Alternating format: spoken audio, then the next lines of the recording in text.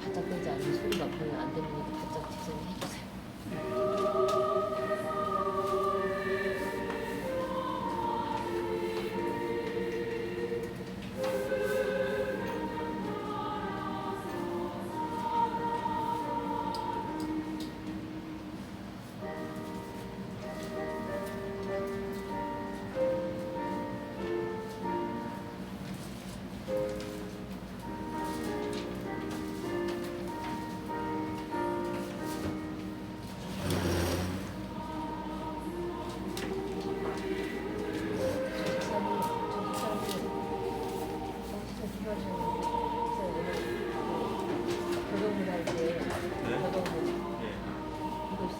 놔주세요. 어떻게 하시는지.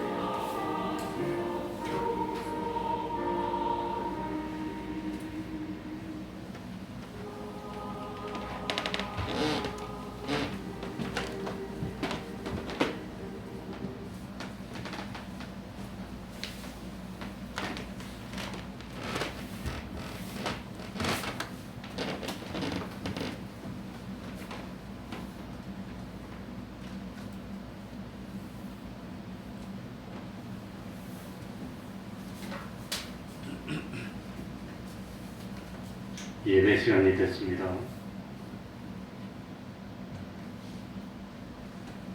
다 같이 묵상 기도 드림으로 주일 오전 예배 시작하겠습니다.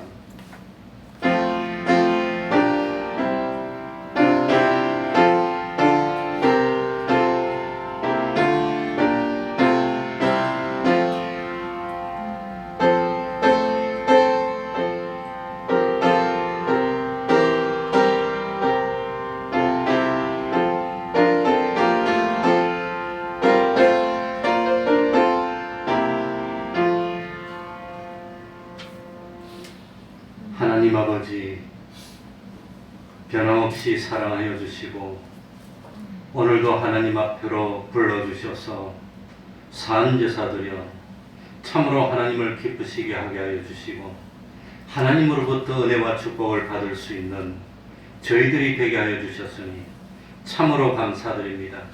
죄 있는 우리를 죄 없다 하여 우리 죄를 씻어주시고 불의한 우리를 의롭다 하여 의인으로 삼아주시고 하나님을 배반했던 우리들을 하나님의 영원한 자녀로 삼아주셔서 하나님의 백성을 삼아주시고 참 그리스도 안에서 모든 것이 통일된 그 나라의 주인공으로서 참 하나님의 유업을 이을 계대자로서 삼아주셨으니 참으로 놀랍고 기쁘고 감사할 뿐입니다.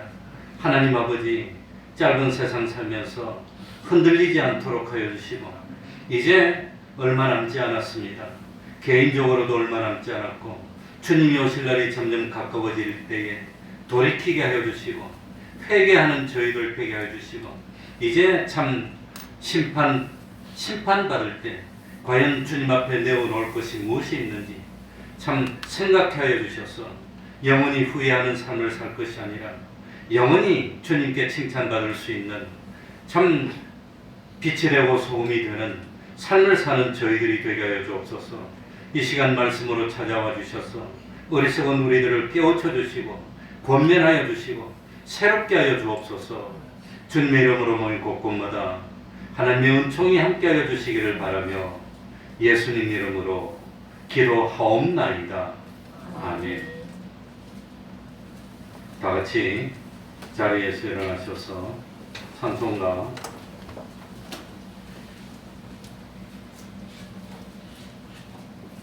찬송가 40장입니다.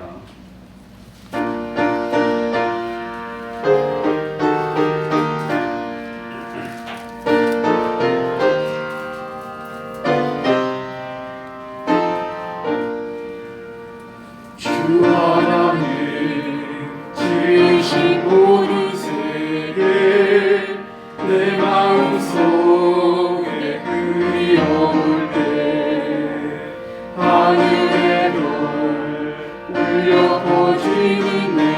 주소서.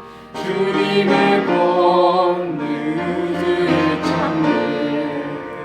주님의 높고 위대하심을 내 영혼이 찬양하네.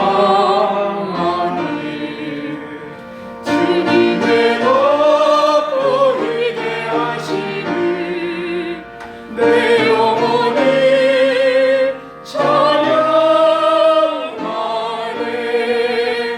숲속이나 험한 산 골짜기에서 지저귀는 저 새소리들과 고요하게 흐르는 시냇물을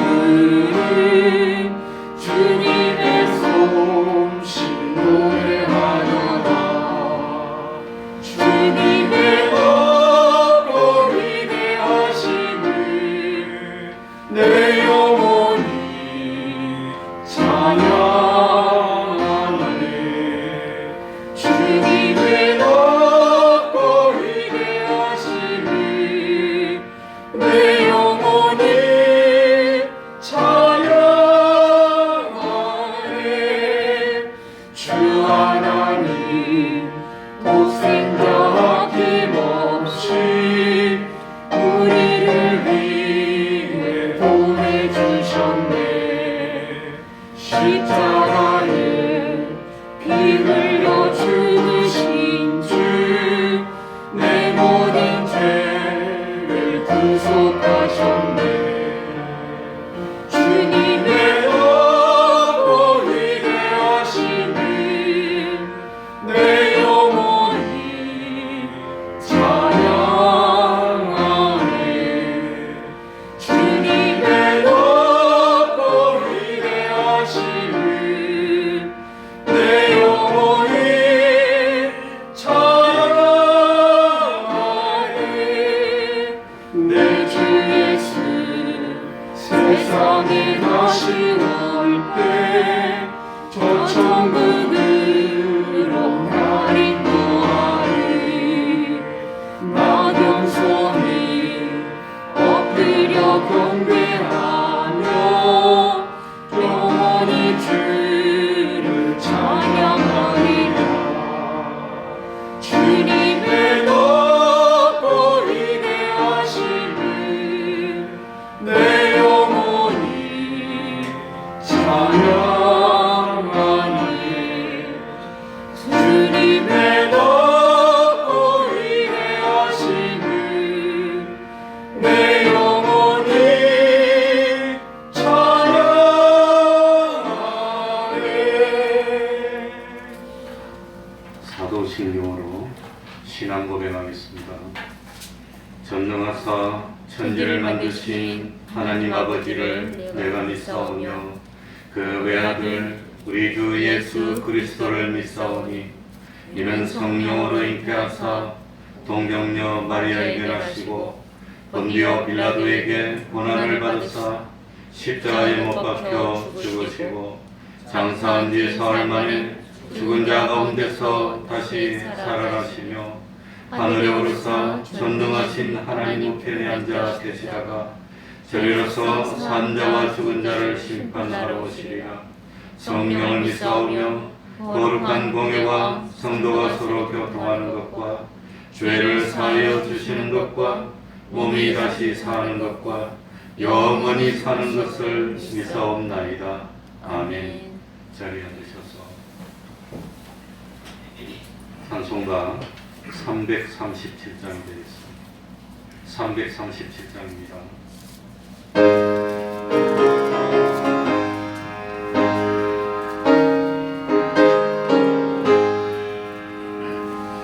예배하신 곳에 주여 내 말 들으사 죄인 구하신 때에 날 부르소서. 주여 주여 내 말 들으사 죄인 구하신 때에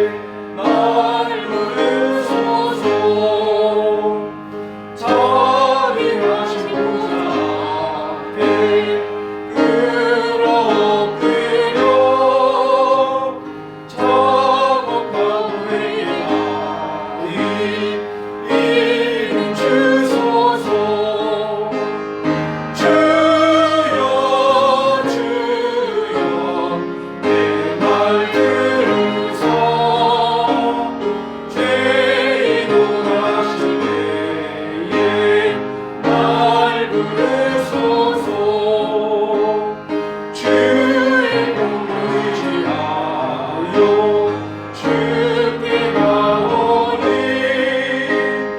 사랑을 주시고 구원하소서. 주여 주여 내 말 들으소. 죄인 원하실 때에 날 부르소서. 만복히 예수 주여 위로하소서. 우리 주 같으시니 어디 있을까. 주여 주여 내 말 들으소. 죄인 원하실 때에 날 부르소서. 아멘. 이 시간에는 교동문 29번을 교도하겠습니다. 교동문 29번입니다.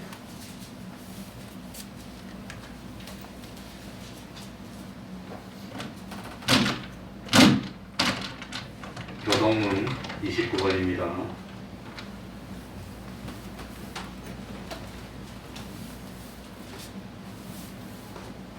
교도하겠습니다. 여호와여, 내가 깊은 데서 주께 부르짖었나이다.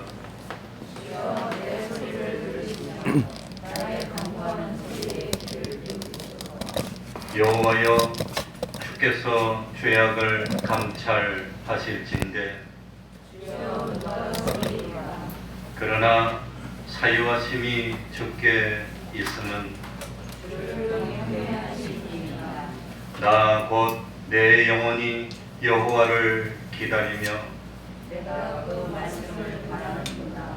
하숫꾼이 아침을 기다림보다 내 영혼이 주를 더 기다리나니 이스라엘아, 여호와를 바랄지어다.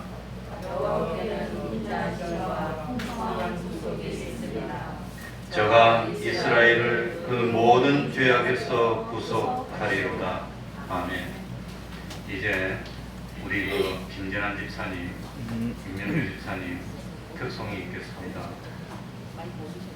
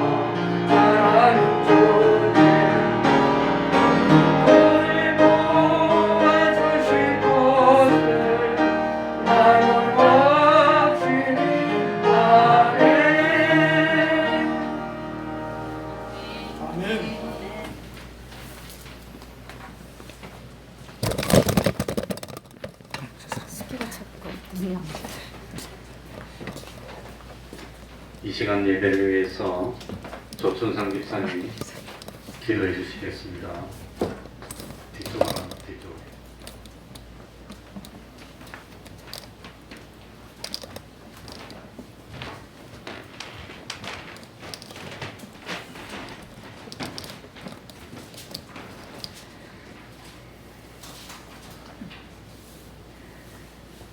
하나님 아버지, 은혜에 감사함을 드립니다. 하나님, 오늘도 저희를 변함없이 사랑하여 주셔서 귀한 하나님의 이 예배의 자리로 저희를 불러주시고, 저희가 오늘 이 예배 안에서 하나님의 귀한 사랑과 은혜를 받아 누릴 수 있도록 허락하여 주신 은혜에 감사함을 드립니다. 하나님께서 우리를 사랑하여 주신 그 사랑이 어떠함을 이 예배를 통해서 우리가 다시 한번 마음 깊이 새기고, 하나님 주시고자 하시는 그 은혜를 받아 누릴 수 있는 이 귀한 시간으로 인도하여 주시옵소서. 우리가 온 마음과 정성을 다해서 하나님을 찬양하고 하나님께 간구함으로 하나님과 교통하는 시간이 되게 해 주시고, 일절 마귀 틈타지 아니하고 오직 하나님만 영광 받으시는 그런 귀한 시간으로 인도하여 주시옵소서. 세워주신 주님의 종 목사님 강건케 하여 주시고, 이 시간 하나님 말씀을 우리에게 전파하는 데 있어서 부족함이 없도록 심령 이 성령으로 충만할 수 있는 이 귀한 시간으로 인도하여 주시옵소서. 또한 이 말씀을 받는 저희들 그 말씀이 그냥 흘러가지 아니하고 우리 마음판에 깊이 새겨지어서 하나님의 사랑을 다시 한번 확인하고 감사하고 그 말씀과 그 뜻대로 살기를 소망하는 저희들로 인도하여 주시옵소서. 주님께서 세워주신 모든 교회들과 모든 성도들이 하나님 오시는 그 날까지 주님이 맡겨주신 그 일을 다 충성으로 감당할 수 있는 교회들이 되게 해 주시고, 우리 성도들이 되게 하여 주시옵소서. 우리 대표농 교회를 통해서 하나님께서 이루고자 하시는 이 복음의 증거가 온전히 이루어질 수 있도록 충성을 다하는 저희들 되게 해주시고, 맡겨주신 그 사명을 그 작은 일 하나에도 충성을 다할 수 있는 저희 한 사람 한 사람이 될 수 있도록 인도하여 주시옵소서. 우리가 각자 마음에 주님의 보배를 담는 질그릇이 되어서 주님께서 어떤 일로 어떻게 쓰시든 항상 아멘으로 충성케 해주시고 순종의 일을 걸어갈 수 있는 저희들 되게 해주시옵소서. 우리 이 교회에 속한 모든 가정들을 하나님 돌아봐 주시옵소서. 그 가정들이 주님의 말씀 위에 반석에 굳건히 서서 마침내 믿음으로 승리하고 화평을 누릴 수 있는 모든 가정들이 되게 해주시고, 문제 때마다 하나님께 나와 무릎 꿇고 기도하고 간구함으로 하나님으로 말미암아 해결받을 수 있는 그러한 믿음의 가정들이 될 수 있도록 주여 인도하여 주시옵소서. 오늘도 이 예배를 통해서 하나님의 은혜를 찬양하고 하나님께 하나님의 귀한 복을 마음껏 누리는, 하나님과 소통하는, 교통하는 귀한 시간으로 인도해 주시기 원하고, 이 예배를 홀로 영광 받으시고 주장하여 주시옵소서. 예수님의 이름으로 기도드렸습니다. 아멘.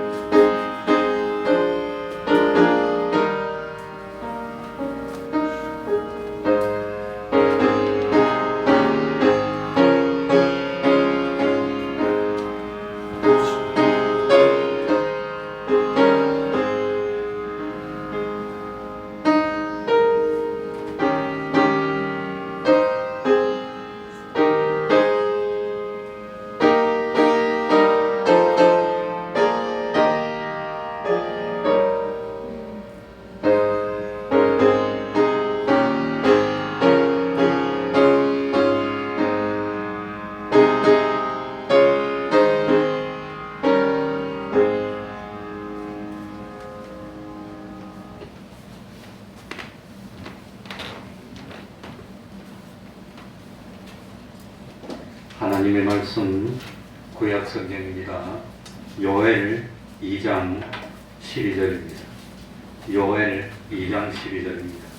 구약 성경 1271쪽이 되겠습니다. 1271쪽입니다. 요엘 2장 12절입니다.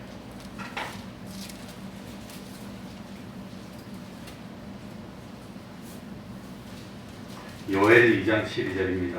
구약 성경 제가 가진 성경으로는 1271쪽이 되겠습니다.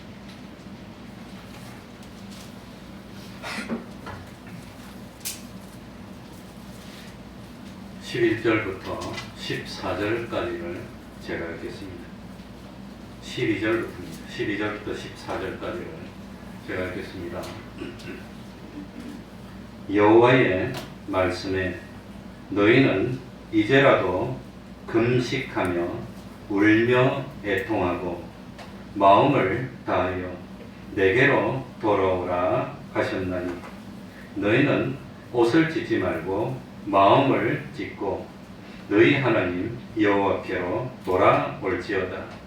그는 은혜로우시며 자비로우시며 노하기를 더디하시며 인애가 크시사 뜻을 돌이켜 재앙을 내리지 아니하시나니 주께서 혹시 마음과 뜻을 돌이키시고 그 뒤에 복을 끼치사 너희 하나님 여호와께 소재와 전제를 드리게 하지 아니하실는지 누가 알겠느냐. 아멘.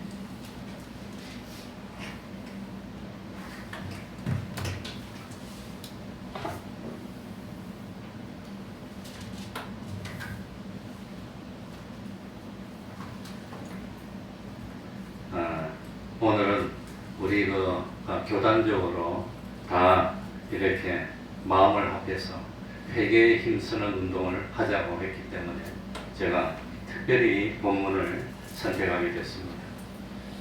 요엘은 평상시에는 많이 읽지 않지만 참 우리에게 복된 말씀입니다. 이 요엘 선지자는 유다의 임박한 하나님의 심판을 경고하며 하나님의 백성들에게 회개를 촉구하였던 하나님의 사람이었습니다. 보통 선지자들은 좋은 소식과 나쁜 소식 두 가지를 전한다고들 합니다. 나쁜 소식은 사람의 악에 대해서 하나님의 심판이 임한다는 것을 전하면 나쁜 소식이라고 합니다. 좋은 소식은 하나님께서 의로운 자들을 위하여 축복을 예비하고 계시다는 것을 전하면 좋은 소식이라고 합니다. 그러나 우리들이 가만히 생각해 보면 요엘 선지자 같이 하나님의 심판이 임박했으니 회개하라고 외치는 것이 나쁜 소식을 전하는 것으로 보이는 것 같지만 알고 보면 회개를 하면은 심판을 막을 수 있고 회개하여 돌이키면 심판이 아니라 하나님의 축복을 받을 수 있으니까 사실은 나쁜 소식을 전한다. 그래서 회개를 외치는 선지자들은 인기가 없습니다. 회개를 외치는 선지자들은 대척을 많이 당하지만 사실 알고 보면 하나님의 저주를 진노를 풀고 복을 불러올 수 있도록 만들어주는 거니까 그것도 좋은 소식이 아닌가 하고 생각이 됩니다. 우리 1장 2절 한번 읽어보겠습니다. 2절부터 한번 읽어봅니다. 늙은 자들아, 다 같이 읽겠습니다. 시작. 늙은 자들아, 너희는 이것을 들을지어다. 땅의 모든 범이나 너희는 귀를 기울일지어다. 너희의 날에나 너희 열조의 날에 이런 일이 있었느냐. 하나님의 감동을 받은 요엘 선지자는 먼저 늙은 사람들아, 늙은 자들아. 늙은 사람들은 세상을 오랫동안 살았습니다. 젊은 사람들이 경험하지 못했던 세상을 다 경험했습니다. 그러니까 우리 아버님은 이 일제의 식민지도 다 경험했고 6.25 때 전쟁에 나가서 전쟁도 경험했고 우리 아버지는 6.25 때 5년 동안이나 군대 생활을 했습니다. 아버지는 아무튼 그러니까 우리 젊은이들이 겪어보지 못했던 것 그걸 다 경험했던 늙은 사람들아, 너희들은 참 많이 경험했지 않았느냐. 또 늙은이들 뿐만 아니라 온 이 땅에 사는 모든 거민들, 남녀노소 모든 사람들, 너희들은 경험을 못 해봤을지 모르지만 귀를 기울여서 들어보라고 하는 겁니다. 너희들이 살아오면서 이런 황당하고도 끔찍한 일을 경험한 적이 있느냐? 너희들이 이 세상 살아오면서 이렇게 비참한 일에 대해서 들어본 적이 있느냐? 심지어 너희 열조의 날에도 이런 일이 없었지 않느냐? 하면서 돌이키라고 하는 겁니다. 심지어 선지자 요엘 시대에는 유대 땅에 메뚜기 떼가 그냥 뭐 날아와가지고 그래가지고 농작물을 다 먹어치우고 농사를 망쳐서 사람들이 굶주리고 그러면서 죽고 하는 그런 일이 있었다고 그럽니다. 그런데 이제는 참 메뚜기 때는 농작물만 망쳤지만 이제는 이방 족속들이 참 메뚜기처럼 이 땅으로 몰려와가지고 농작물을 망치는 게 아니라 사람들을 죽이는 그런 일이 일어날 거라고 하는 겁니다. 그러니까 이런 일이 있을 것이니까 미리미리 지금이라도 기회가 있으니 회개해서 하나님의 진노를 풀고 그런 참혹한 일이 임하지 않도록 우리들이 참 돌이키자 하는 것이 요엘 선지자의 외침이었습니다. 그러니 메뚜기로 재앙을 당하는 것은 우연한 일이 아니고 하나님이 이스라엘 백성들에게 오늘날 우리들에게 보내는 신호라고 하는 겁니다. 신호를 보내고 있습니다. 너희들이 돌이키지 하지 않겠느냐? 너희들이 믿는다고 하지만 믿음이 있느냐? 그러니까 늙은이들도 보지도 못했고 듣지도 못한 희한한 재앙들을 하나님이 자꾸 보내면서 신호를 보내는 겁니다. 야 돌이켜라. 이래도 돌이키지 않겠니? 돌이켜라. 그런다고 하는 겁니다. 요엘서 1장 4절입니다. 4절 말씀을 읽으면서 이 4절 속에서 하나님이 우리에게 주시고 싶어하는 메시지, 참 말씀이 뭔가 그걸 한번 생각해 보시기 바랍니다. 팥종이가 다 같이 읽겠습니다. 시작. 팥종이가 남긴 것을 메뚜기가 먹고 메뚜기가 남긴 것을 넛이 먹고 넛이 남긴 것을 황충이 먹었도다. 이 4절 말씀을 통해서 하나님이 우리에게 무슨 메시지, 무슨 말씀을 하고 싶은 걸까요? 팥종이가 먹고 씹설고 가버렸어요. 그래 얼마 안 남았는데 그래도 참 저거라도 먹어야지 했더니 이번에는 메뚜기가 와서 또 휩쓸고 가고 그야말로 망했다 이제 남은 거 없다 정말 망했다 했더니 넛이 와가지고 그 나머지 마저 먹고 그리고 난 뒤에 마지막에 황충이 와가지고 완전히 싹 그냥 아예 그냥 없애버렸습니다. 이 말씀이 강조하는 요점이 뭘까요? 하나님의 심판은 이렇게 참혹하다는 걸까요? 나는 이 말씀을 들으면서 하나님이 참 우리를 사랑해 주시는구나 그걸 느낍니다. 그걸 내가 설명하려고 합니다. 그러니까 참 아무리 찾아봐도 팥종이가 무슨 곤충인지 메뚜기는 알겠는데 황충이나 참 넛이나 어떤 해충인지 사실을 정확하게 알 수는 없지만 분명한 사실은 1년 농사입니다. 1년에 한 번 거둬서 1년 살아야 되는 겁니다.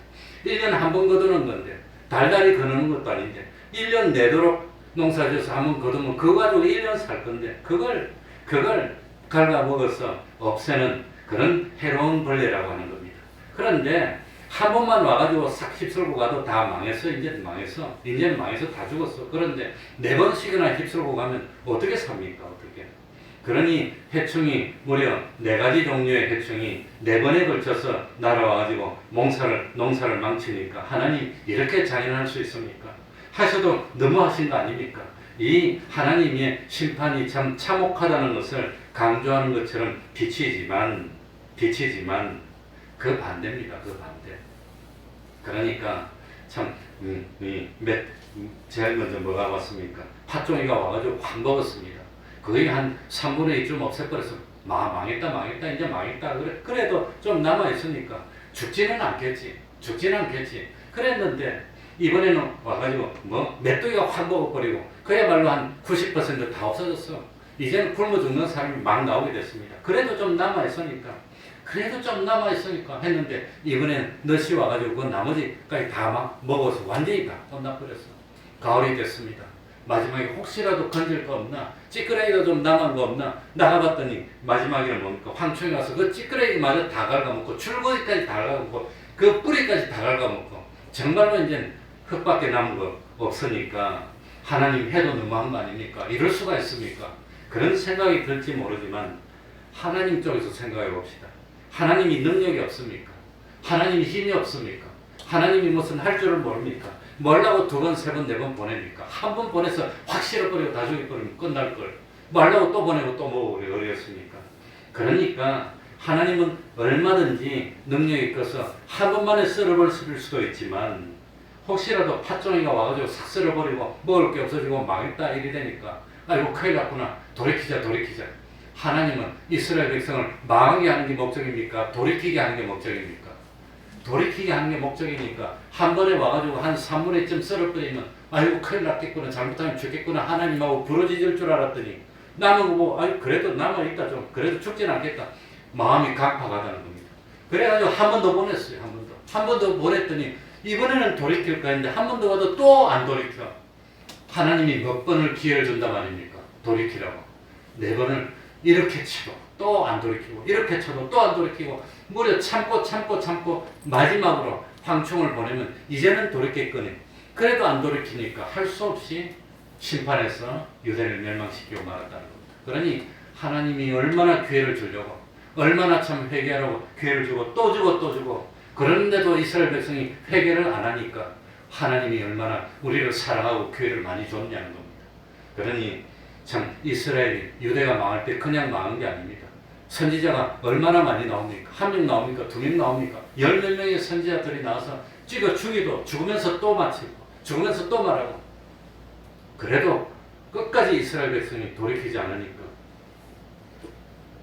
마지막에는 수십 년을 두고 사람을 수십 명을 보내면서 회개를 외치고 그러다가 결국에는 희망이 없어 심판해서 죽이고 말았다는 겁니다. 그래도 그루터기를 남겨줬으니 15절에 보시기 바랍니다. 요엘서 1장 15절에 오호라가 기쁘다는 말입니까? 슬프다는 말입니까?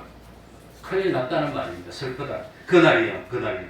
여호와의 날이 가까웠느니 곧 멸망같이 젖는 자에게서 이르르거다. 그러니 설마 뭐 망하겠어? 설마 뭐 끝이 나겠어? 그러고 목이 곧어서 회개를 안 하고 버티고 설마 뭐 그러는데 마침내 그날이 빡 오고 말았으니 오고 말더라고 하는 겁니다. 오고 말. 그러니 참 예레미야를 읽어보면은 사람들이 망했습니다. 이 구약을 읽어보면 열왕기 역대기를 읽어보면은 망할 때 바로 망하게 안 합니다. 바벨론이 쳐들어와가지고 한 번 샥 훑고 그냥 갑니다. 가면 그때라도 돌이키면 되는데 또 안 돌이켜 사람들이. 그래가지고 또 역적질을 하고 나쁜 짓 하나 와가지고 그래서 이스라엘이 거의 다 망했는데 이제 예레미야 선지자가 와서 회개하라는데 예레미야 선지자는 하나님의 뜻을 정하면서 바벨론에 뭐하라 그러죠? 계속 싸우랍니까? 항복하랍니까? 항복하라는데 항복을 안 하는 거예요. 왕이 불렀어요. 항복해도 되겠느냐 이렇게. 그렇게 하면 왕이 죽지 않고 살 겁니다. 그런데 왕이 항복 못하는 이유가 뭐지요? 자기가 항복하면은 바벨론으로 잡혀가서 이스라엘 백성들 앞에서 완전히 우사를 당하고 그러는 것이 자존심이 상하고 자기 체면이 상할까봐 항복을 못하겠다고 그러고 있어요. 죽는 판에 지금 체면 차리고 뭐 그러게 됐냐는 겁니다. 지금 회개해야 돼. 그래가지고 왕이 끝까지 항복을 안 합니다. 그래 왕이 죽임을 당하고 이스라엘이 망합니다. 그래 망해가지고 거의 대부분 다 죽이고 이제 조금 남겨놨어요. 조금 남겨놨을 때 예레미야가 와가지고 지금이라도 애국으로 도망가지 말고 바벨론 이 땅에 살면서 하나님의 말씀을 지키라는 게 하나님의 뜻이라 그러니까 말 듣습니까 안 듣습니까? 완전히 다 망했는데도 그런데도 예레미야를 때려 죽이려고 그래요.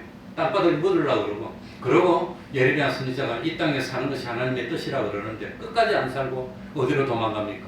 애국으로 도망가버려요. 애국으로 도망가면서 예레미야도 잡아갑니다. 근데 하나님이 애국까지 따라서 애국을 멸망시키고 이스라엘 백성을 다 죽여요. 예레미야 보면 그러니까 죽으면서도 끝까지 사람들이 회개를 안 하더라는 거예요. 눈을 감아버리고 귀를 막아버리고 하나님의 경계가 오고 하나님이 참 신호를 보내고 환란이 오면 돌이키고 회개하는지 포기하는지 그랬는데 끝까지 회개 안 하고 그래 백성을 반쯤 죽이고 한번 갑니다. 그러면 회개할까? 그래도 또 회개 안 하고 또 우상숭배 와가지고 이제는 나머지 백성도 거의 다 죽이고 왕도 죽이고 이러면 나머지 회개할까? 그래도 회개를 안 해요. 그러니 마지막에는 완전히 그냥 다 참 그러니까 이렇게 하면 하나님이 참 팥종이를 보내면서 이렇게 하면 돌이킬까? 이렇게 하면 회개할까? 기도는 회개를 안 해. 그 다음에 뭡니까? 메뚜기를 또 보내니까 메뚜기 보면 회개하겠지. 메뚜기를 또 보내도 또 회개 안 해. 이번에는 넛을 보내고 마지막에는 황충을 보냈는데 그래도 회개 안 해. 그러니까 심판이 온다고 하는 겁니다. 노아의 홍수 때도 심판이 온다고 얼마나 외치고 얼마나 외쳤습니까? 예, 자세히 살펴보면 노아가 방주를 만드는 것이 수십 년 정도 걸립니다. 수십 년 정도 걸리는데 그 수십 년 동안 하나님이 참아주고 했는데도 홍수가 막 났는데도 회개를 안 해요. 결국은 그래서 천인이 쓰러지고 만인이 쓰러지더라도 눈 깜짝 안 하고 온 인류가 다 쓰러지더라도 하나님 눈 깜짝 안 합니다. 노예 8식구만 구하고 다 멸망받았다. 소돔 고모라 심판 때도 마찬가지입니다. 심판이 임박했다는 경고의 목소리를 아무리 전해도 사람들이 귀를 안 기울여요. 먹고 마시고 시집가고 장가가고 먹고 살고 세상을 더 비중이 여겼다고 하는 겁니다. 물질을 더 의심해. 그러니까 하나님이 돌이켜라 하면 돌이켜야 되는데 돌이키지 않고 참 뻣뻣하게 회개 안 하는 이유가 나는 물질이 있으니까 괜찮아. 나는 권세가 있으니까 괜찮아. 우리는 집안이 든든하니까 괜찮아. 이러면서 사람들이 회개를 안 하더라는 겁니다. 그까지 집안이 든든하면 뭐 얼마나 뭘 한다고. 물질이 있으면 그까지 뭐 얼마나 한다고. 그래 저도 뭐 한때는 집안에 참 높은 어른이 있었습니다. 그래 서울 오면은 저게 뭐 어디 구경 한번 해야지 그러면서 그랬는데 그 높은 어른이 몇 년 못 버티더라. 확 망하더라. 그런 이야기. 그러니 사람들이 세상에 살면서 하나님의 경고의 목소리는 농담으로 여기면서 쾌락만 즐기는 겁니다. 그런데 그 이스라엘 백성이 그렇게 목이 곱고 뻣뻣하고 교만했는데 그 모습이 알고 보니까 누구의 모습이란 말이지요? 오늘날 우리의 모습이라는 겁니다. 오늘날 성경을 보면서도 몰라. 오늘날 우리들이 그러고 있더라고 하는 겁니다. 우리들이. 그러니까 오늘날 우리 형편을 보면은 전에 없던 코로나 바이러스 때문에 설마 코로나 바이러스가 이리 길게 갈까? 누가 알았습니까? 저도 뭐 참 2월 달에 그 뭡니까? 이 분당에 그 스포츠센터 문 닫을 때 2월 6일 날 닫았는가 그랬는데 닫을 때 한 번 4월 달 되면 열겠지. 그랬더니 1년이 갈지 누가 알았습니까? 1년이 갈지. 누가 알았어요? 그런데 앞으로도 얼마나 갈지 모른다는 겁니다. 그런데도 사람들이 정신을 안 차리고 있습니다. 이런 비정상적인 삶이 얼마나 계속되는지 알 수도 없습니다. 근데 가만히 생각하면 하나님은 절대로 그냥 심판하지 않습니다. 미리 경고를 하고 심판합니다. 맨 먼저 에이즈가 왔어요. 어떤 병입니다. 사람들이 그냥 뭐 에이즈 하고 놀랬는데 지금은 에이즈 신경도 안 써. 그러니까 신종플루가 왔어요. 그 다음에 중동 독감에 사스가 오고 뭐 전염병이 오고 조류독감이 오고 이러더니 드디어 코로나가 왔습니다. 근데 코로나가 왔는데 이 코로나가 와도 사람들이 정신을 안 차리니까 이제는 질병이 아니라 뭐가 오느냐? 기후가 이상이죠. 기후가. 지금 기후가 이상이죠. 모스크바는 따뜻하고 대한민국은 영하 20도가 되고 나도 아마 머리 털라고 영하 15도, 20도로 일주일 열흘 계속되는 거 처음 봤어요. 그래가지고 우리 4층, 5층은 안 얼었는데 1, 2, 3층이 다 터졌어요. 물이 콸콸 나왔으면 엉망진창이 되고 말았어요. 4층 안에 넣어놨던 내온수기가 터져가지고 물이 콸콸 그거에 얼어 있었는데 그 평상시에는 아이들이 뜨거운 물에 손댈까봐 더운 물을 안 켜놨는데 날이 추울 때는 더운 물을 켜놔야 되는데 내가 깜빡했어 그걸 갖다. 안에는 설마 그리 터질까 했는데 그 내온수기가 얼어 터져가지고 더운 물을 넣어놓으니까 얼은 것들이 터지니까 물이 터져서 지난주에 엉망이 됐는데 그건 내가 미처 놓쳤습니다. 그러니까 건물 안에가 우리 얼어서 터지니 밑에가 다 터졌어. 근데 나는 노력해서 4층, 5층은 하나도 해를 안 당했는데 나만 살자고 하는 게 아니라 1층 때문에 우리가 오늘 물이 안 나옵니다. 1층 때문에. 이 교회 들어오는 입구가 터져가지고 더 수리를 못해서 그래가지고 계속 물이 뭐 콸콸콸 나와가지고 뭐 안 되니까 할 수 없이 원선 그 수도 원선에서 우리 건물로 들어가는 거 장갑 뿌렸어요. 수도국에서 나와가지고.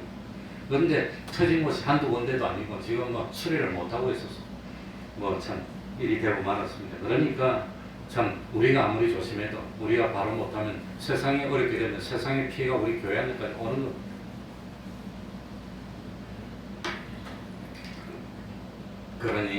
그러니 이제는 기후도 이상하게 되고 그런데도 너희들이 돌이키지 못하느냐. 지금 우리들이 있는 처지가 이리대 가운데 있는 어린 양의 처지라는 하는 겁니다. 이 세상은 그 누구도 우리들이 예배를 잘 드리도록 도와주지 않습니다. 무슨 일이 있어도 예배 드리는 거 방해하고 그러는 거지. 그러니까 악한 잔에 있는 세상입니다. 살아남을 수 있는 방법은 이리때 있는 어린 양이 살아남을 수 있는 방법은 뭐밖에 없지요? 누구를 붙들어야 되지요? 목자를 붙드는 것 말고는 방법이 없다고 하는 겁니다. 그런데 목자를 붙드는 게 아니라 코로나가 어려워지니까 목자를 붙드는 게 아니라 목자하고 더 멀어지고 있어요. 도망가고 있다는 겁니다. 그러니 회개해야 되는데 점점 도망가고 있습니다. 그전보다도 더 성경을 열심히 읽고 그전보다도 더 참 기도를 열심히 하고 그전보다도 더 마음에 근신하고 마음의 허리를 동여야 되는데 점점 신앙이 나태해지고 점점 하나님과 멀어지고 이제는 뭐 교회 올 수 있는데도 안 오고 이렇게 되고 있다고 하는 겁니다. 우리 성도들이 세상을 변화시키는 빛과 소금이 되어야 되는데 반대로 흑암의 세력에 점점 굴복하고 있습니다. 육신의 생각 가운데로 점점 빠져들어가고 있습니다. 우리들이 세상에 등불이 되어야 되는데 등불이 되어서 이 안 믿는 사람을 진리와 영광으로 인도해야 되는데 오히려 우리가 세상 육신의 생각에 점점 점령당하고 있다고 합니다. 이제는 자다가 깰 때가 됐습니다. 이제는 밤이 깊고 낮이 가까워 오고 있습니다. 혹시 지금이 마지막 기회인지 알 수가 없습니다. 그래서 요엘서 2장 11절에 보면 뭐라고 되어 있습니까? 11절에 여호와께서 그 구사 앞에서 소리를 발하여 치고 그 지는 심히 크고 그 명령을 행하는 자는 강하니 여호와의 날이 크고 심히 두렵도다. 마지막에 뭐라고 했지? 뭐 할 자가 누구랴? 하나님의 날이 임하면 당할 자가 없다는 겁니다. 큰 소리 탱탱 치고 그러던 사람이 당할 자가 없다고 그래요. 그렇게 잘났다고 큰 소리를 치고 있던 사람이 있었는데 아무튼 그분이 직업이 뭐였냐면 파일로트입니다. 비행기를 운전하는 파일로트가 아니고 배를 운전하는 파일로트입니다. 아마 내가 알기로는 돈 제일 잘 버는 사람 중에 한 사람입니다. 부산항에서 파일로트 자격증을 따가지고 아무튼 이 외국에서 수만 톤, 몇만 톤 큰 배가 오면은 파일로트를 용선해가지고 자기 배를 맡겨야 됩니다. 그래야지 큰 배가 이 지형을 잘 모르고 바닷속을 모르기 때문에 이 암초에 안 부딪히고 싹 들어오려고 하는데 그분들이 돈을 많이 버는데 이분이 천하에 그냥 참 큰 소리를 팡팡 치사더니 술을 먹고 그러더니 그렇게 건강하고 큰 소리 쳤는데 늙어서 간암이 걸려서 그래 죽게 됐습니다. 마지막에 참 치료를 잘하고 그러니까 이 사람이 힘도 좀 나니까 뭐 몇 달이나 좀 괜찮고 컨디션도 좋고 힘도 막 나니까 이제 나은 줄 알고 고친 줄 알고 큰 소리를 막 치고 그래 나가서 친구 만나서 한 잔 딱 먹고 그 다음에 그 순간 몸이 팍 나빠져가지고 거기로 죽었어요. 보름도 못 버티고 죽었는데 그렇게 큰 소리 치고 그러던 사람이 마지막에 통곡을 하고 막 울더니 막 죽더라고. 보니까 큰 소리 치던 사람이 참 하나님의 날 여호와의 날은 심판날입니다. 그 참 심히 두렵도다. 당할 자가 누구랴. 막상 그렇게 큰 소리 치던 사람일수록 여호와의 날이 오고 심판날이 닥치면 눈물을 흘린다는 겁니다. 두려워서 벌벌 뜬다고 하는 겁니다. 후회도 소용이 없습니다. 눈물을 흘려도 소용이 없습니다.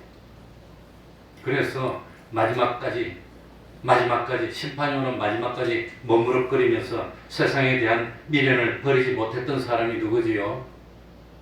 심판 순간에도 세상에 대한 미련을 버리지 못한 사람이 누구지요? 로세처입니다. 마지막에 소금 기둥이 돼서 끝이 나고 말았습니다. 기름 준비를 하지 못했던 5명의 처녀는 마지막에 기름을 준비하고 와서 문을 열어달라고 눈물을 흘리고 애원했지만 주님이 안 열어줍니다. 그때는 이미 끝났습니다. 심판이 오면 냉정하다는 걸 깨달아야 됩니다. 그런데 하나님은 심판하실 때에 미리 돌이킬 수 있는 경고의 나팔을 울리고 기회를 주신다고 합니다. 노아의 홍수 심판 때도 미리 경고했습니다. 소돔 고모라 심판 때도 미리 경고를 했습니다. 참 그 아수르 군대가 쳐들려고 북쪽에 이스라엘이 망할 때도 미리 경고를 했습니다. 유대가 망할 때도 얼마나 많이 경고를 했는데도 물의 흐름을 바꾸지를 못했습니다. 그래도 우리는 일을 하는 겁니다. 12절 다 같이 읽어보겠습니다. 이제는 본론입니다. 여호와의 말씀이 다 같이 읽습니다. 시작. 여호와의 말씀에 너희는 이제라도 금식하며 울며 애통하고 마음을 다하여 내게로 돌아오라 하셨나니 이제라도 마지막 기회입니다. 지금이라도 돌이키라. 아직은 기회가 있다는 뜻입니다. 아직은 하나님의 진노를 축복으로 바꿀 수가 있다는 뜻입니다. 하나님의 날이 반드시 오기는 오는데 그 날이 오기 전에 지금이라도 회개하고 돌이키라는 간곡한 권유입니다. 생각을 바꾸랍니다. 행동을 바꾸랍니다. 가치관을 바꾸라고 하는 겁니다. 그런데 중요한 것은 돌이키기는 돌이키는데 형식적으로 잘못했습니다 한다고 되는 문제가 아니라고 하는 겁니다. 제일 먼저 회개할 때 뭐하며 여기 제일 먼저 12절에 보니까 뭐하며 성경을 봐야지요. 신목사가 하는 말은 권위가 없습니다. 제일 먼저는 회개하는데 제일 첫 번째가 뭐였지요? 금식입니다. 금식이라니까 지금 금자에 먹을 식자랍니다. 지금 먹으랍니다. 먹자. 그거 아닙니다. 먹는 걸 금한다는 겁니다. 금식입니다. 그러니 코로나가 이래서 1년 동안 망했습니다. 우리 태평성교회 망했습니다. 지금. 성도들이 반도 안 됩니다. 이제 주일학교 다 망했습니다. 한때는 200명 나오던 성도들이 주일학교 지금 2명 나오고 있습니다. 다 망했어요. 중고등도 다 망했습니다. 안 믿는 부모들이 보내줍니까? 믿는 사람도 가지 말라는 한국에. 그러고 있으니 다 망했습니다. 더 이상 어떻게 망합니까? 이제. 그런데도 금식하는 게 안 보여요. 그래 저도 목회 동기들한테 뭐 신학교 같이 다니던 우리 교단하고 다르지만 전화하면서 물으면 거기는 어떻습니까? 여기도 마찬가지인데 거기는 어떻습니까? 우리도 마찬가지. 그러니 벌써 뭐 한두 달 떠난 게 아니라 1년이나 떠났는데 그 사람들이 돌아오겠습니까? 벌써 멋쩍어서 못 오고 이래서 못 오고 저래서 못 오고 못 오는 거예요. 이제. 앞으로 1년 더 가면 더 못 오는 겁니다. 대한민국 망해가는 징조입니다. 이게. 교회가 망하면 하나님 복 안 주는 거지. 뭐. 그럼 나라 경제 망하는 거지. 두고 보세요. 망하나. 그래도 그렇게 있으면 낫겠지. 나는 괜찮아. 나는 직장이 튼튼하니까 괜찮아. 그런 사람이 먼저 보러 갑니다. 그러니 우리가 돌이켜야 됩니다. 지금이라도 그날이 오기 전에 지금이라도 돌이키라는 강력한 권유의 말씀입니다. 그러니 노아의 홍수가 오기 전에 노아도 죽었지만 무드셀라가 969년까지 살았지만 앞에 어인들이 다 죽고 정리될 때까지 기다려주는 겁니다. 네 눈에 보는 데는 망하는 모습을 안 보이게 하나님이 해주는 겁니다. 그래 자손대에 망하게 만드는 겁니다. 이게 하나님의 사랑입니다. 그러니까 제일 먼저 회개하는데 제일 먼저 뭐지요? 금식입니다. 밥을 한 끼 끊고 금식하며 두 번째는 울고 애통하고 마음을 다하여 내게로 돌아오라. 참 영원히 살 하늘나라보다도 세상의 삶을 더 중요하게 여기던 삶의 태도를 지금이라도 바꾸면 안 되겠느냐. 이 세상의 삶을 투자해서 영원한 나라에서 삶을 준비해야 되는데 하늘나라는 믿는다고 하지만 믿지를 못하니까 세상의 삶에 조금 손해당하는 거 그게 아깝다고 하늘나라에서의 참 영광과 상급을 포기하는 삶의 태도를 지금이라도 바꾸면 안 되겠니? 하나님을 의지하기보다는 인간적인 수단방법을 의지하는 태도를 지금이라도 바꾸면 안 되겠니?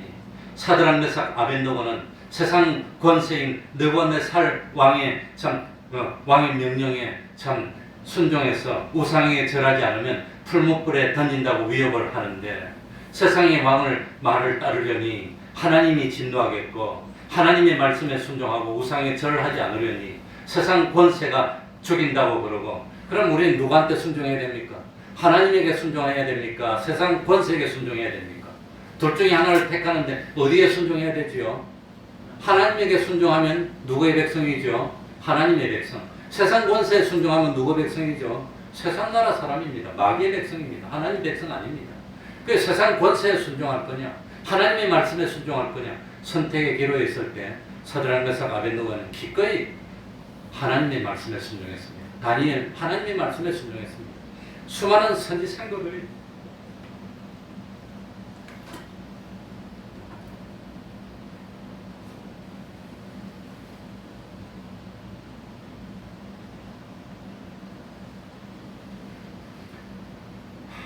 하나님의 말씀에 순종했습니다. 지금 부산에서도 제천에서도 서울에서도 동대문에서도 구례에서도 다 지금 TV에 나왔던 교회들이 전부 다 우리 교단입니다. 하나도 예외 없이 다 우리 교단입니다. 세계로교회만 우리 교단이 아닌데 우리 교단에 영향을 받은 사람들입니다.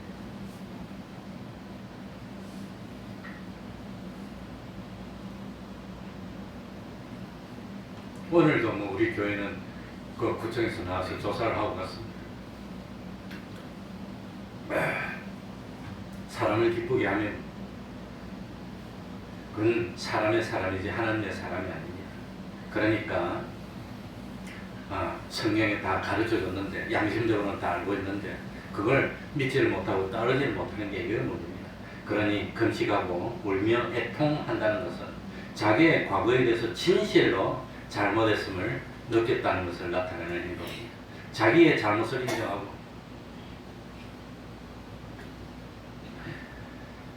시인하는 행동입니다. 말만 잘못했습니다. 그런 것이 아니라 실제로 내가 참 잘못했다는 걸 깨닫고 표현하는 것이 금식하며 울며 애통하는 행동이라고 하는 겁니다. 정말로 자기 자신의 잘못된 판단과 자기의 과거의 잘못된 선택 때문에 망하게 됐다는 사실을 진짜로 알면 사람이 충격을 받습니다. 어마어마한 충격을 받습니다. 왜? 재판당하면서 사형선고를 받으면 무지무지한 충격을 받는다. 사형수가 쓰는 내 수기를 읽어봤습니다. 지금. 그래서 그 사형수를 대우해줘서 여러 명이 있는 감옥이 아니라 사형선고를 받으면 독방으로 모셔준답니다. 정리할 시간, 마음의 준비를 하는 시간 주기 위해서 독방으로 보내가지고 마음을 정리하게 만들어준다고 합니다. 정말로 그래서 저도 직접 봤습니다. 사기꾼들의 사기에 속아가지고 평생 돈을 모아놓고 참 집을 참 마련했는데 그래가지고 요즘 뭐 집한채 얼마나 비쌉니까? 그런데 사기꾼에 속아가지고 평생 마련한 재산을 다 날린 사람을 봤습니다. 딱 날리니까 충격을 받아서 정신 이상이 돼버리더라고요. 정신 이상된 사람을 내가 봤습니다. 그만큼 충격을 받습니다. 그런데 정말로 참 내가 하나님이 있다는 걸 믿는다고 말은 했지만 믿지 못했는데 실제로 하나님이 있다는 걸 몸소 느끼고 깨달았을 때 받는 충격이 얼마나 클까요? 그리고 돌이켜야 되는 겁니다. 그게 뭡니까? 금식하며 울며 애통하는 겁니다. 정말로 하나님이 계셨군요. 참 당신이 진실하게 계셨군요. 정말 당신은 창조주였군요. 그걸 깨닫는 순간 충격을 받고 돌이키는데 그러면 잠을 못 자고 금식을 하게 되고 밤새 눈물을 흘리고 애통하게 되고 기도를 하게 된다는 겁니다. 그런 경험이 있습니까? 그러니까 지금은 금식하며 울며 애통하고 마음을 다해서 하나님 앞으로 돌이켜야 할 때입니다. 13절은 더 구구절절한 말씀을 하고 있습니다. 13절입니다. 다 같이 읽겠습니다. 너희는 옷을 찢지 말고 마음을 찢고 너희 하나님 여호와께로 돌아올시어다.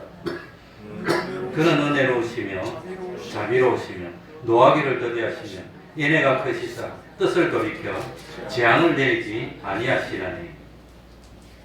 정말 하나님이 하고 싶은 말씀을 여기서 하고 있습니다. 돌이키는데 옷을 찢지 말고 무엇을 찢으라고 그러지요? 마음을 찢으라고 하는 겁니다. 마음을. 일반적으로 머리를 풀어헤치고 옷을 찢는 행동은 슬픔을 표현하는 행동입니다. 그래서 초상 칠 때 여자들이 화장을 안 합니다.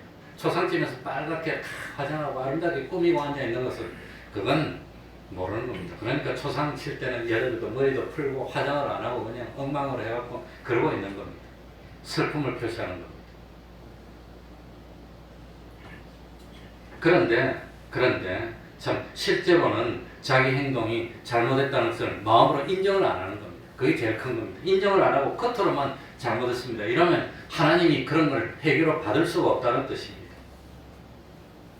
정말로 하나님이 원하시는 것이 뭐냐?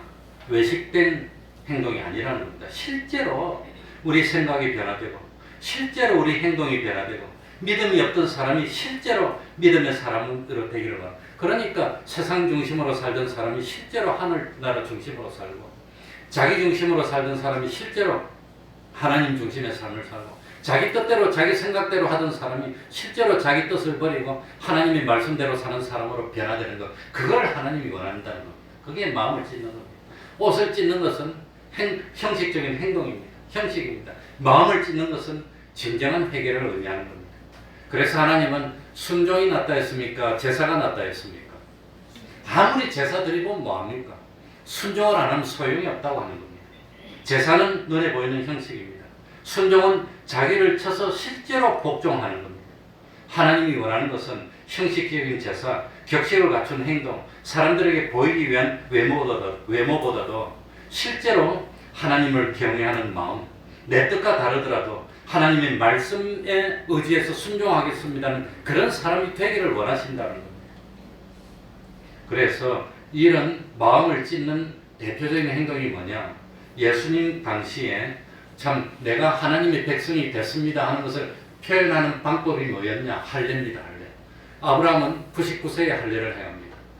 아브라함의 자손들은 누구나 할 것 없이 남자는 난지 며칠 만에 할례를 행하지요. 난지 8일 되면 할례를. 왜 할례를 행한다는 것은 난 아브라함의 후손입니다. 나는 언약의 백성입니다 하는 걸 표시하는 겁니다. 그게 할례입니다. 그런데 그 나는 언약의 백성입니다 하면서 할례를 해놓고 실제로 하나님의 언약의 말씀에 순종 안 하면 무슨 소용이 있느냐 하는 겁니다. 그래서 로마서 2장 25절 너희가 이스라엘 백성들아 너희들이 율법을 행한 즉 할례가 유익하나 실제로 율법에 순종하면 할례가 유익하고 하나님의 백성이 됐지만 만일 율법을 범한 즉 내 할례가 무할례가 되었느니라. 아무리 할례를 받았어 나는 아브라함의 후손입니다 하늘나라 백성입니다 하더라도 실제로 하나님의 말씀을 순종 안 하면 그건 할례 안 받은 거나 똑같다는 거. 할례 안 받은 걸로 치겠다는 겁니다. 그러니 육체의 이스라엘이 이스라엘이냐 약속의 자손이 돼야 되는 것이지. 율법을 지키지 않으면 아무리 할례를 받았어도 육체적으로 아브라함의 후손이고 핏줄은 아브라함의 후손이라도 아브라함의 후손으로 인정 안 하겠다는 겁니다. 아무리 옷을 찢는 회개의 모습을 보여도 실제로 돌이켜서 참 원하고 원해서 자발적으로 하나님의 말씀을 준종하고 준행하고 순종하는 사람이 되지 않으면 아무리 옷을 찢고 눈물을 흘리고 통곡을 해도 하나님은 그런 회개는 안 받겠다고 하는 겁니다. 그래서 로마서 2장 26절에 보면 육체의 할례를 받지 않았어도 참 율법의 제도를 지키면 할례를 받은 것으로 쳐주고 하나님의 백성인 것으로 인정을 해주겠다고 하는 겁니다. 비록 이방인이라도 실제로 하나님을 믿으면 하나님의 백성이 되는 거라고 하는 겁니다.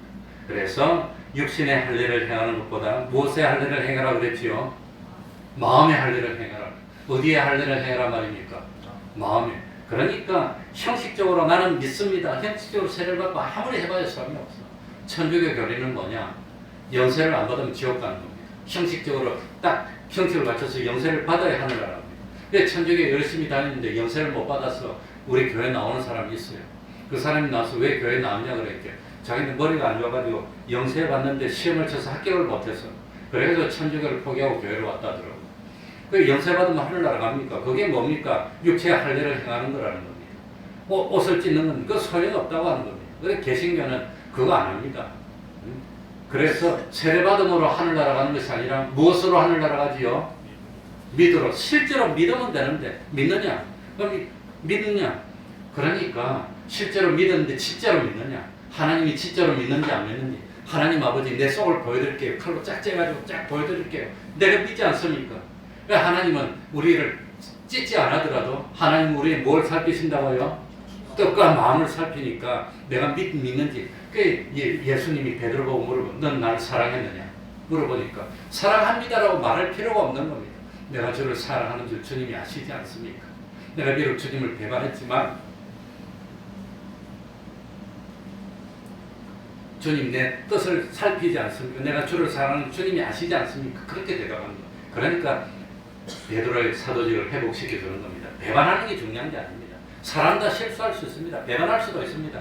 그러나 그것보다 더 중요한 것은 뭐 하는 거죠? 두 번째로 뭐 하는 거? 뭐 하는 거? 회개하는 게 더 중요하다는 거예요. 회개하는 게. 그렇게 회개하고 돌이켰다면 마음을 찢었다면 이제는 또다시 배반하면 안 되는 겁니다. 그러면 그건 회개입니까? 아닙니까? 그건 회개 아니에요. 그래서 마음을 찢으라고 합니다. 그러면 13절 그는 의로우시며 자비로우시며 노아드기를 더디하시며 이래가 그 시자 뜻을 돌이켜 재앙을 내리지 아니하시나니 그러니 이제는 우리가 회개할 때도 되지 않았습니까? 이제 교회가 다 말살이 됐는데 이제는 우리가 돌이킬 때도 되지 않았습니까? 14절 읽고 마치겠습니다. 14절입니다. 주께서 혹시 다 같이 읽습니다. 시작. 주께서 혹시 마음과 뜻을 돌이키시고 그 뒤에 복을 끼치사 너희 하나님 여호와께 소제와 전제를 드리게 하지 아니하시는지 누가 알겠느냐. 주께서 혹시 뜻과 마음을 돌이키시고 이거는 하나님을 의로해서 나타낸 겁니다. 하나님이 뭐 잘못하니까 아유 내 잘못했구나. 하나님은 잘못하는 분이 아닌데 사람처럼 의로해서 나타낸 겁니다.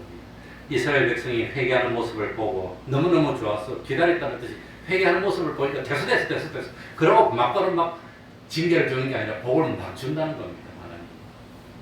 그런데 복을 주는 것을 재미있게 표현했는데 너희 하나님 여호와께서 소재와 전제를 드리게 하지 아니하실지 누가 알겠느냐. 소재와 전제를 드리게 한다는 게 뭘까요?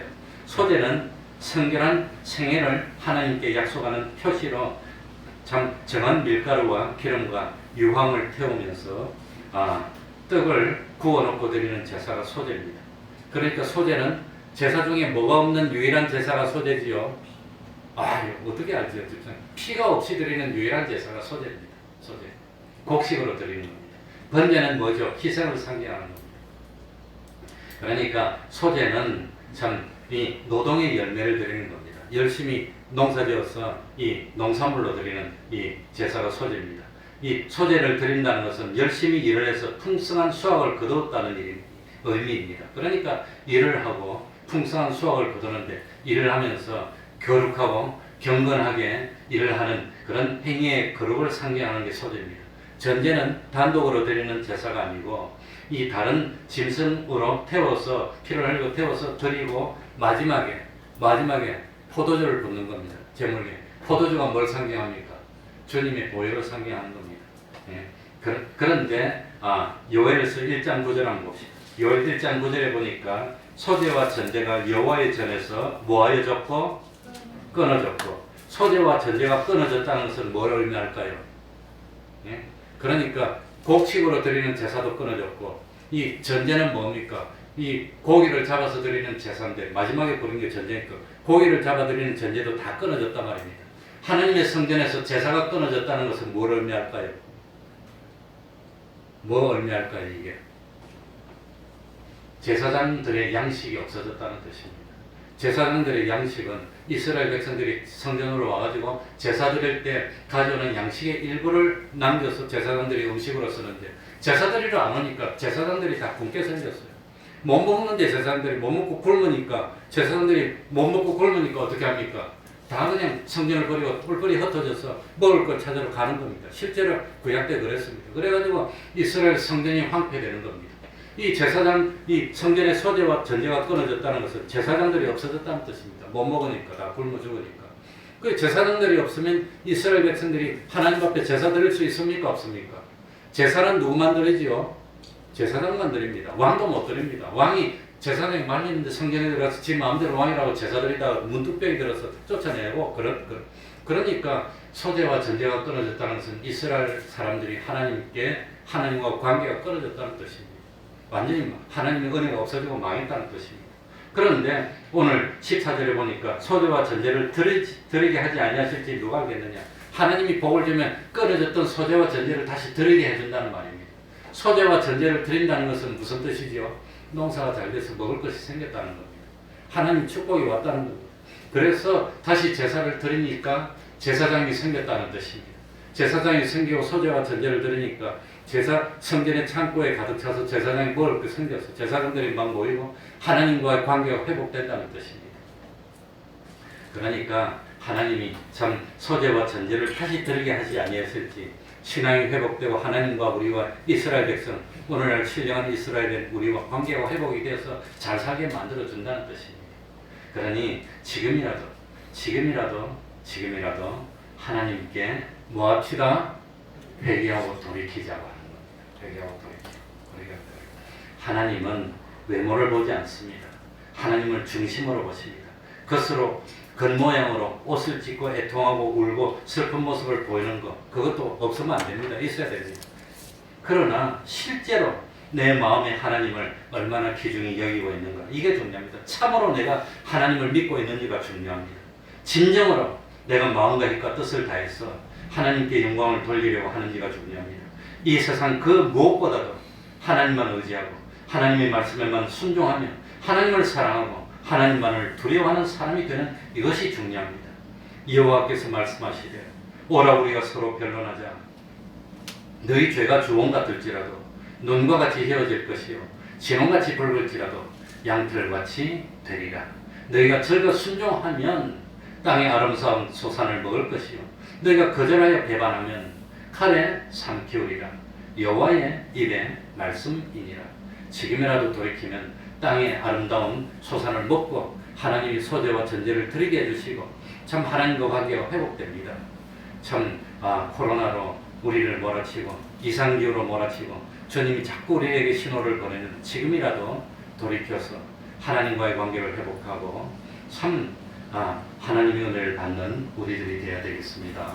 말씀을 생각하면서 통성으로 기도드리겠습니다.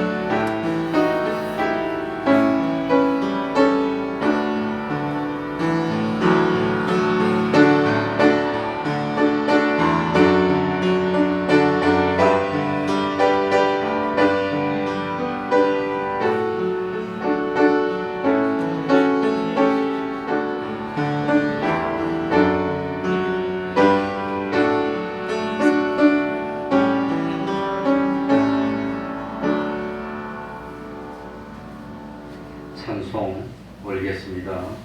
332장입니다. 찬송가 332장입니다.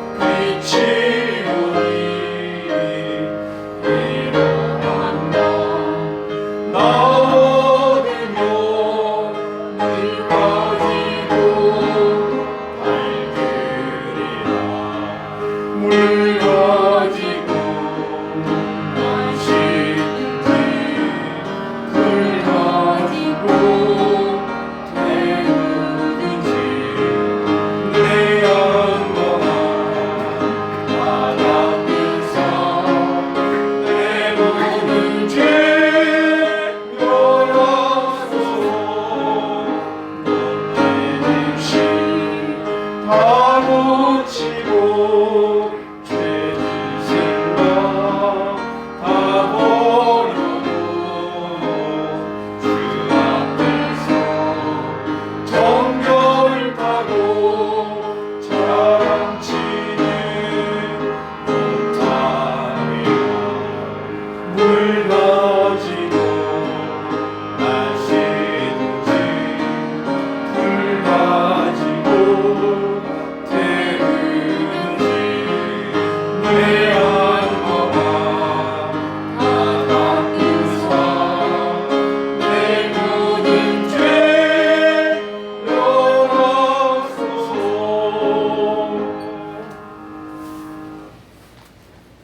71장 1절 찬송하면서 하나님께 헌금드리겠습니다.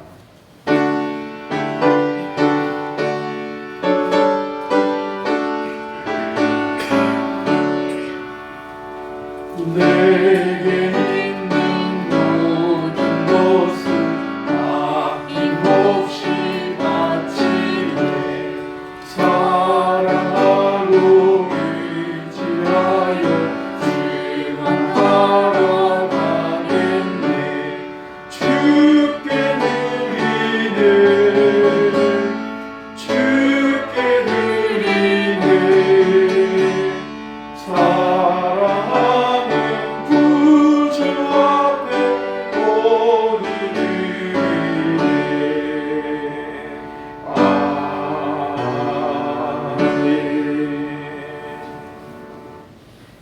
사건을 통하여 또 하나님의 뜻을 발견하게 하시니 감사합니다. 사람의 제일 되는 목적을 다시 깨닫게 하시니 감사합니다. 죄악된 세상에서 주님 바라보게 하시니 감사합니다. 세례받게 됨을 주님께 감사드립니다. 아들이 자동차 구입한 것을 주님께 감사드리며 안전운전하기를 기도드립니다.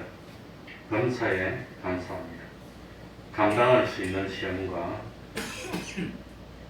미움 주시오니 감사를 드립니다. 기도하겠습니다.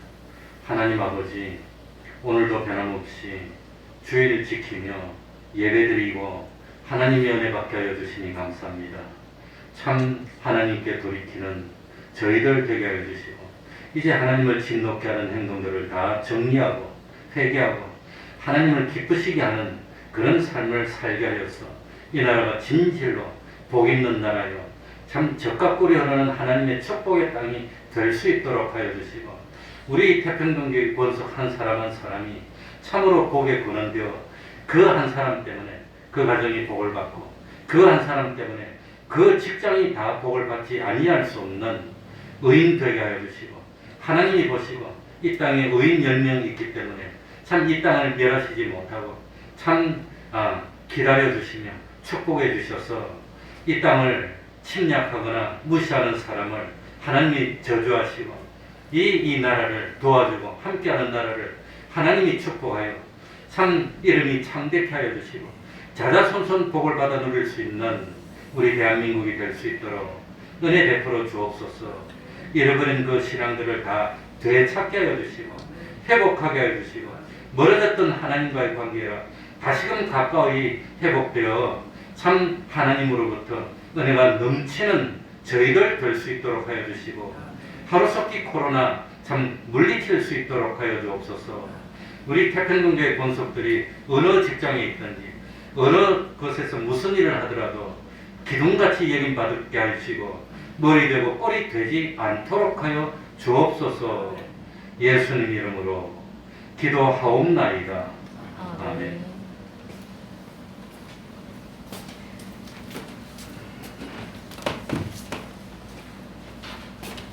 혹시 제사장의 집에 양식이 없다 했는데 우리 집엔 양식이 많이 있으니까 오해하지 마시기 바랍니다. 그래도 성미, 건축원금, 전도회비에 힘써 동참해 주시기 바랍니다. 혹시 날이 계속 춥기 때문에 화장실도 그렇고 5층도 그렇고 또 4층도 그렇고 부엌도 그렇고 문을 열어놓지 말고 문 단속을 잘해서 문을 닫아서 얼어서 동파되어서 피해를 입는 걸 방지하도록 했으면 좋겠습니다. 우리 다 참 교단적으로 다 회개하고 열심을 내기로 했으니까 그래도 다른 때보다 한 번 더 성경 읽고 한 번 더 기도하고 수요일이나 새벽이나 한 번 더 힘을 쓰는 우리가 됐으면 좋겠습니다.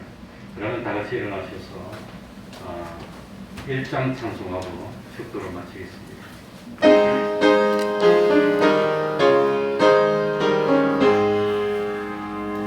만복의 근원 하나님 온 백성 찬송 드리고 저 천사여 찬송하세 찬송 성대 성자 성령 아멘. 우리 주 예수 그리스도의 은혜와 하나님 아버지의 사랑하심과 성령님의 교통하심이 항상 함께하기를 축원하옵나이다. 아멘. 아멘.